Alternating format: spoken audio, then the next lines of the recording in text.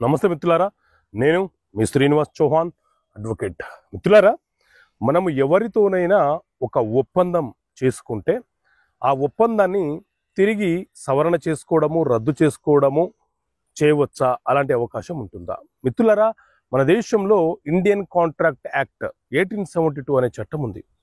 ఇందులో సెక్షన్ 62 ఏం చెప్తుంది అని అంటే, ఎవరైనా ఏదైనా ఒక ఒప్పందం చేసుకున్నప్పుడు ఆ ఒప్పందాన్ని సవరణ చేసుకోవచ్చు, రద్దు చేసుకోవచ్చు.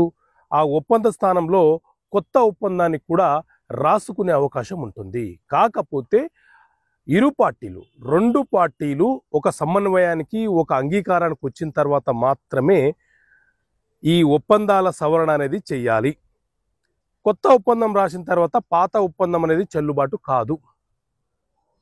ఒకవేళ మనకు తెలియకుండానే